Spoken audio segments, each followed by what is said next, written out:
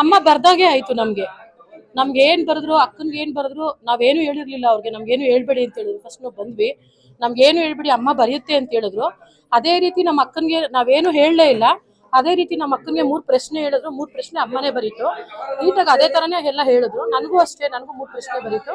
ನನಗೂ ಅದೇ ತರ ಆಯ್ತು, ನೀಟಾಗಿ ಬರೀತು. ಅಮ್ಮ ನಿಜನೇ ಬರೀತು, ಸುಳ್ಳೇನ್ ಬರೀಲಿಲ್ಲ, ನಿಜ ಬರೀತು. ನಮ್ಗಂತೂ ನಂಬಿಕೆ ಇದೆ. ನಾವ್ ಈಗಾಗಲೇ 5ನೇ ಸರಿ ಬಂದಿರೋದು. ನಮ್ಗೆ ಒಳ್ಳೇದಾಯ್ತು. ತುಂಬಾ ಪ್ರಾಬ್ಲಮ್ ಇತ್ತು. ಆಮೇಲೆ ನಮ್ಮ ತಾಯಿ ಹತ್ರ ತುಂಬಾ ದುಡ್ಡು ಇಸ್ಕೊಂಡು ತುಂಬಾ ಮೋಸ ಮಾಡ್ಬಿಟ್ಟಿದ್ರು.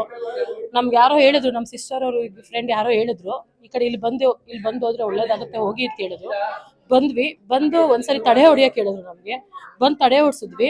ಇಲ್ಲಿಂದ ಹೋಗಿದ ತಕ್ಷಣ ನಮ್ಗೆ ಆ ಕೆಲಸ ಆಯ್ತು. ತಿರ್ಗಾ ಇದಾಗ್ಲೇ ನಾವು 4ನೇ ಸರಿ ಬಂದಿದ್ದೀವಿ. ತಿರ್ಗಾ ಎಲ್ಲಾ ಕೆಲಸ ನಮ್ಗೆ ಬಂದಿದ್ದ ಎಲ್ಲಾ ಕೆಲಸನೂ ಆಯ್ತು. ನಮ್ಗೆ ತುಂಬಾ ಒಳ್ಳೇದಾಗಿದೆ. ಮನೇಲಿ ಮಕ್ಳಿಗೆ ಆರೋಗ್ಯನೂ ಚೆನ್ನಾಗಿದೆ. ನಮ್ಮ ತಾಯಿಗೂ ಸ್ವಲ್ಪ ಹುಷಾರಿರ್ಲಿಲ್ಲ, ಅವರು ಚೆನ್ನಾಗಾದ್ರು. ತುಂಬಾ ಒಳ್ಳೇದಾಯ್ತು ನಮ್ಗೆ. ಅಮ್ಮನ್ ನಂಬಿದ್ರೆ ಮಾತ್ರ ಒಳ್ಳೇದಾಗತ್ತೆ. ಮೈಲಾರಲಿಂಗೇಶ್ವರ ನಂಬಿ.